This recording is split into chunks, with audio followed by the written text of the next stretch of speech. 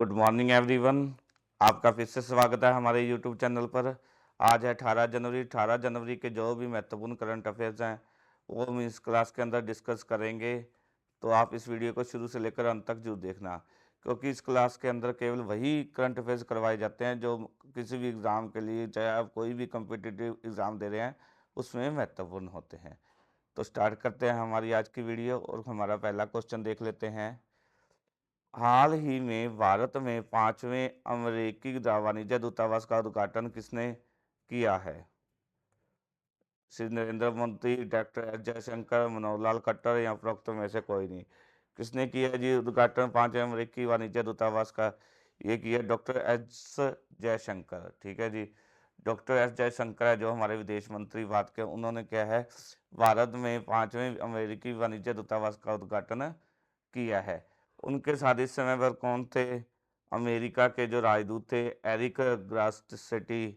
ठीक है जी, एरिक ग्रास्टी, वो भी उनके साथ इस मौके पर थे। कौन है ये राजदूत है कहाँ के? अमेरिका के। ठीक है, ये भी इनके साथ थे। इससे पहले जो है अमेरिकी वाणिज्य दूतावास भारत में कहाँ-कहाँ पर है? बात करें तो कहाँ कहाँ पर है जी? भारत में ये है कोलकाता में। ठीक है जी, कोलकाता में है। दूसरा है शायद चेन्नई के अंदर है, दूसरा चेन्नई में है, तीसरा नई दिल्ली में। ठीक है जी, और चौथा हैदराबाद के अंदर है। इससे पहले क्या है? चौथा हैदराबाद के अंदर है। ठीक है, इससे पहले इन 4 जगहों पर क्या है? अमेरिकी वाणिज्य दूतावास थे। अब 5वां कौन-सा हो गया है? 5वें की बात करें तो कौन-सा हो गया है? बेंगलुरु। ठीक है, बेंगलुरु के अंदर खोला गया है। कहाँ पर? बेंगलुरु के अंदर यह खोला गया है 5वां। ठीक है, इस प्रकार से 5 हो गए हैं। अब क्या है आगे डिटेल में देखते हैं क्या है। 5वें अमेरिकी दूतावास का उद्घाटन बेंगलुरु में विदेश मंत्री डॉक्टर एस जयशंकर ने किया। इस समय इनके साथ जो है अमेरिका के वाणिज्य दूतावास का उद्घाटन हुआ है। ठीक है, बेंगलुरु में हुआ है। इस मौके पर उनके साथ अमेरिका के राजदूत एरिक ग्रेसिटी भी थे। ठीक है, इससे पहले क्या है 4 स्थानों पर नई दिल्ली, हैदराबाद, चेन्नई और कोलकाता में पहले से ही वाणिज्य दूतावास है, और बेंगलुरु 5वां स्थान है जहां पर अमेरिकी वाणिज्य दूतावास का उद्घाटन हुआ है। इस मौके पर उन्होंने कहा कि यह भारत और अमेरिका के लिए महत्वपूर्ण क्षण है। इससे दोनों देशों के बीच यात्रा को आसान बनाने, टेक्नोलॉजी, डिफेंस, एजुकेशन और स्पेस जैसे क्षेत्रों में सहयोग को बढ़ावा मिलने की उम्मीद जताई गई है। आगे है जी क्वेश्चन। हाल ही में कहाँ पर एक प्लेट एक थैला अभियान शुरू हुआ है? प्रयागराज, बेंगलुरु, जयपुर और उपरोक्त में से कोई नहीं। बताओ जी कहाँ पर शुरू हुआ यह हुआ प्रयागराज के अंदर। ठीक है जी, प्रयागराज के अंदर क्या एक प्लेट एक थैला अभियान शुरू किया गया है। महाकुंभ के अंदर क्या स्टील की प्लेट के साथ एक थैला है जो वितरित कपड़े से बना हुआ थैला वितरित किया जा रहा है। यह किसके द्वारा किया जा रहा है? यह किया जा रहा है अखिल भारतीय पर्यावरण संरक्षण की तरफ से। राष्ट्रीय स्वयंसेवक संघ है जो उसके सहयोगी है जो अखिल भारतीय पर्यावरण संरक्षण की तरफ से पूरे मेला क्षेत्र में इस अभियान को चलाकर लगभग 20 लाख से ज़्यादा, कितनी 20 लाख से ज़्यादा थालियां और कपड़े के बने हुए थैले बांटे जाने हैं। यह थालियां और जो थैले हैं वो गतिविधि की तरफ से देश भर से इकट्ठे किए गए हैं।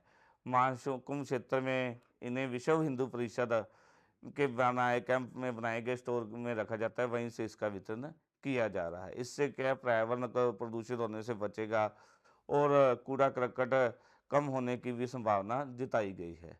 डिटेल में देख लेते हैं। क्या है, प्रयागराज में एक प्लेट एक थैला अभियान शुरू किया गया है। महाकुंभ में स्टील की थाली व कपड़े से बने हुए थैले बांटे जा रहे हैं। क्या है, महाकुंभ के अंदर लगभग 20 लाख से ज़्यादा थालियां और करीब इतने ही थैले बांटे जाने हैं। इनको क्या है, राष्ट्रीय स्वयं सेवक संघ की सहयोगी संस्था जो अखिल भारतीय पर्यावरण संरक्षण की तरफ से पूरे मेला क्षेत्र में बांटे जा रहे हैं। ये थालियां और थैले गतिविधि की तरफ से, ठीक है, पूरे देश भर से इकट्ठे किए गए हैं, और इन्हें क्या है प्रयागराज में विश्व हिंदू परिषद के कैंप में बनाए गए स्टोर में रखा जाता है, और वहीं से इसका वितरण किया जा रहा है। इससे क्या है, पर्यावरण प्रदूषित होने से बचेगा। कपड़े के थैले होने पर लोग प्लास्टिक के इस्तेमाल से बचेंगे। इसके अलावा दोनों पत्तल और फाइबर के यूज एंड थ्रो वाले बर्तनों के इस्तेमाल से कचरा फैलने से निजात मिलेगी और जो स्वच्छता है वह रहेगी। ठीक है जी। इसीलिए लोगों को एक-एक थाली और एक-एक कपड़े से बना थैला वितरित किया जा रहा है। आगे है जी, हाल ही में बीसीसीआई ने किसे अपना लोकपाल नियुक्त किया है? संजीव शर्मा, कृष्ण कुमार, जस्टिस अरुण मिश्रा या उपरोक्त में से कोई नहीं। राइट आंसर ऑप्शन 3 है जस्टिस अरुण मिश्रा। ठीक है जी, ये जस्टिस न्यायमूर्ति अरुण मिश्रा जी जिन्होंने क्या हाल ही में इनको क्या है लोकपाल नियुक्त किया गया है, कहाँ का? बीसीसीआई का। ठीक है जी, और इन्हें नियुक्त किया गया है। ठीक है, इन्होंने क्या है सुप्रीम कोर्ट के अंदर 7 जुलाई 2014 से लेकर, ठीक है जी, 2 सितंबर 2020 तक अपनी सेवाएं दी थी, जस्टिस की भूमिका निभाई थी ना सुप्रीम कोर्ट के अंदर। ठीक है, वे क्या है ये क्या है 2 जून 21 से लेकर 21 से लेकर, ठीक है जी, 1 जून 2024 तक एनएचआरसी क्या है एनएचआरसी के अध्यक्ष पद पर रहे। ठीक है जी, राष्ट्रीय मानवाधिकार आयोग के अध्यक्ष पद पर नियुक्त रहे हैं। इन्हें क्या हाल ही में सुप्रीम कोर्ट के जस्टिस हैं जो जस्टिस अरुण मिश्रा को हाल ही में बीसीसीआई ने अपना लोकपाल नियुक्त किया है। डिटेल में देख लेते हैं, क्या बीसीसीआई ने सुप्रीम कोर्ट के पूर्व न्यायाधीश जस्टिस अरुण मिश्रा को लोकपाल बनाया है। जस्टिस अरुण मिश्रा ने 7 जुलाई 14 से 2 सितंबर 20 तक सुप्रीम कोर्ट में जस्टिस की भूमिका निभाई थी। 2 जून 2021 को राष्ट्रीय मानवाधिकार आयोग एनएचआरसी का इन्हें अध्यक्ष नियुक्त किया गया था और इन्होंने 1 जून 2024 तक एनएचआरसी के अध्यक्ष पद की भूमिका निभाई थी। वही साल 1998 वो इतिहास में पहली बार काउंसिल ऑफ इंडिया के सबसे कम उम्र के चेयरमैन बने थे। आगे है जी क्वेश्चन, हाल ही में किस किस स्पेस कंपनी ब्लू ओरिजिन ने नए ग्लेन रॉकेट को सफलतापूर्वक लॉन्च किया है? Jeff Bezos, Elon Musk, Sachin Bansal या उपरोक्त में से कोई नहीं।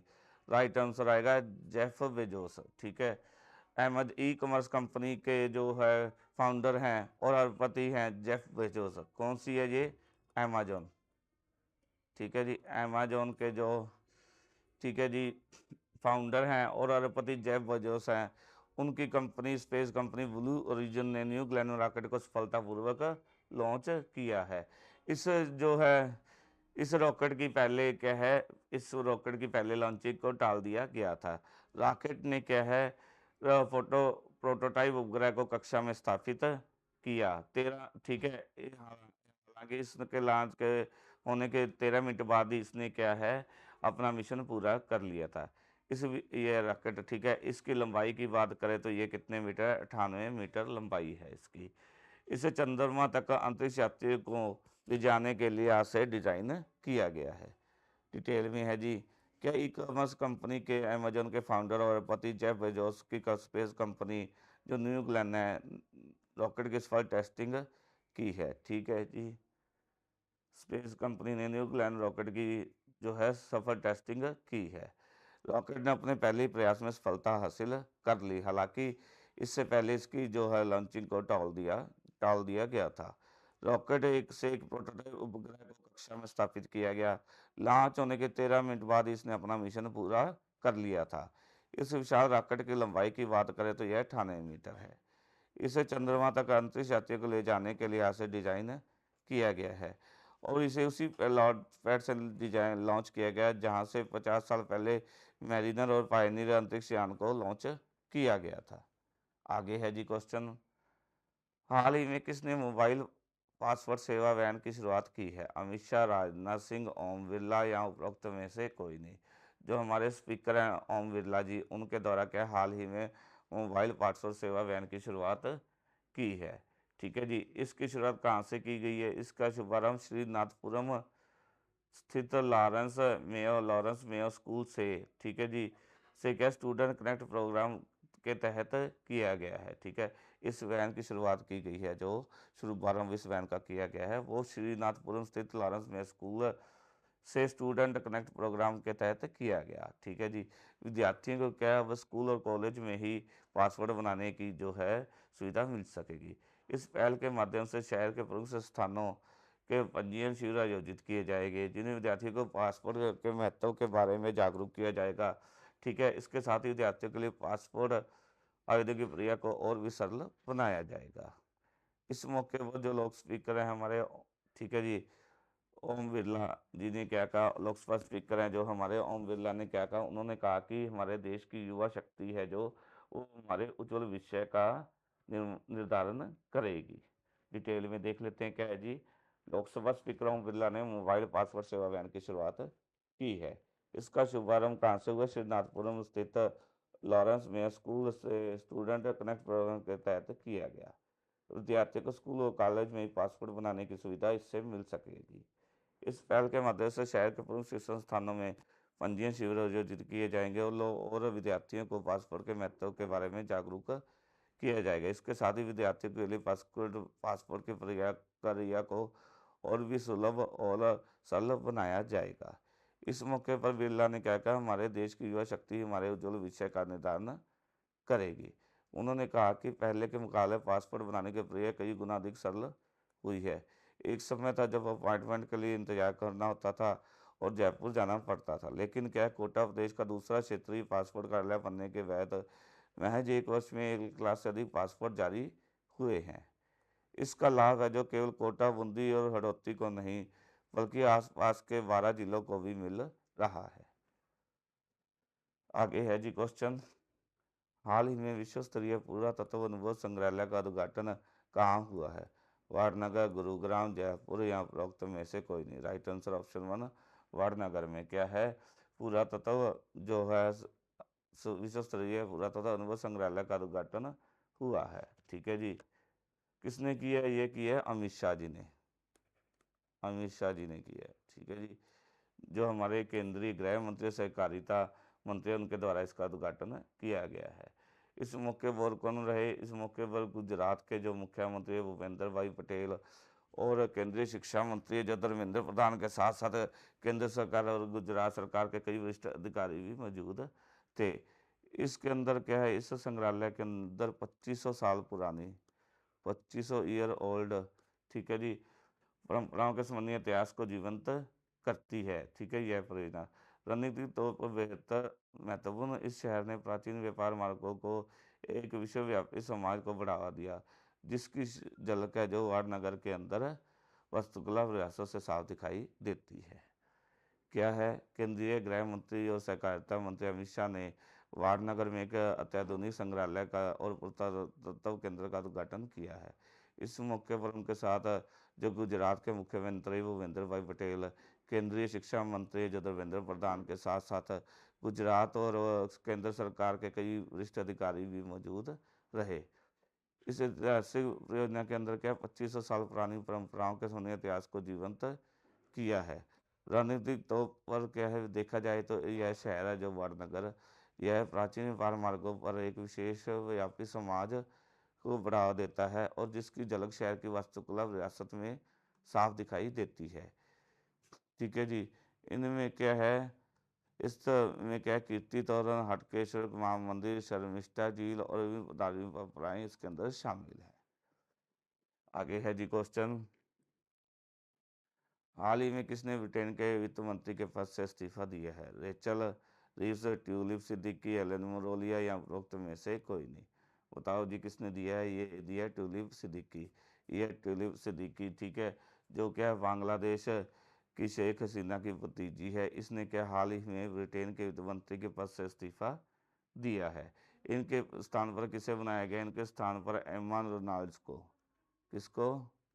एम्मा रोनाल्ड्स को बनाया गया है। ठीक है जी। बांग्लादेश की अंतरिम सरकार के मुखिया मोहम्मद यूनुस ने क्या ब्रिटेन की ट्यूलिप सिद्दीकी है जो वित्त मंत्री थी, उस पर के उसकी संपत्तियों की जांच करने की भी मांग की है। जो ट्यूलिप सिद्दीकी है वो कौन है? वो है लेबर पार्टी की सांसद है। उन पर पिछले दिनों भ्रष्टाचार के साथ ही लंदन स्थित उनकी संपत्तियों को लेकर पारदर्शिता नहीं बरतने का आरोप लगा था। हालाँकि उन्होंने क्या अपने इस्तीफे में लिखा है कि उन पर जो रोग आरोप लग रहे हैं उनमें कोई दम नहीं है और उन्होंने अपना कार्य पूरी पारदर्शिता के साथ किया है। डिटेल में है जी क्या, शेख हसीना की भतीजी है जो वित्त मंत्री टुली सिद्दीकी ने ब्रिटेन के वित्त मंत्री पद से इस्तीफा दे दिया है। ठीक है, नया किसे बनाया गया, वित्त मंत्री और लेबर पार्टी के सांसद ईमान राज को बनाया गया है। ठीक है जी, वहीं बांग्लादेश केंद्रीय सरकार के मुखिया जो मोहम्मद यूनुस ने ब्रिटेन की टुली सिद्दीकी की संपत्तियों की जांच की मांग की है। टुली सिद्दीकी जो है ब्रिटेन में लेबर पार्टी की सांसद है। उन पर क्या है, पिछले दिनों भ्रष्टाचार के साथ ही लंदन स्थित उनकी संपत्तियों को लेकर पारदर्शिता नहीं बरतने के आरोप लगे थे। उन्होंने अपने इस्तीफे में लिखा कि उन पर जो आरोप लग रहे हैं वह निराधार है, उनमें कोई दम नहीं है और उन्होंने अपने कार्य पूरी पारदर्शिता के साथ किया है। आगे है जी क्वेश्चन, हाल ही में किसने सबसे ज़्यादा ग्रैंड मैच खेलने का रिकॉर्ड बनाया है? रोजर फेडरर, नोवाक जोकोविच, राफेल नडाल या उपरोक्त में से कोई नहीं। राइट आंसर ऑप्शन 2, ये है नोवाक जोकोविच जिन्होंने क्या हाल ही में सबसे ज़्यादा ग्रैंड मैच खेलने का रिकॉर्ड बनाया है। आगे जी, हाल ही में किसे नवीन और नवीकरणीय ऊर्जा मंत्रालय के सचिव का अतिरिक्त पदभार मिला है? संजय सिंह, निधि खरे, राजन मिश्रा या उपरोक्त में से कोई नहीं। यह निधि खरे जिनको क्या हाल ही में क्या नवीन और नवीकरणीय ऊर्जा मंत्रालय का सचिव का अतिरिक्त प्रभार मिला है। ऑप्शन 2 हमारा राइट आंसर है। आगे जी, हाल ही में किसने वार्ता अनुभवी दर्शन ऐप को लॉन्च किया? अमित शाह, एस जयशंकर, राजनाथ सिंह या उपरोक्त में से कोई नहीं। Right answer option 3 Rajnath Singh.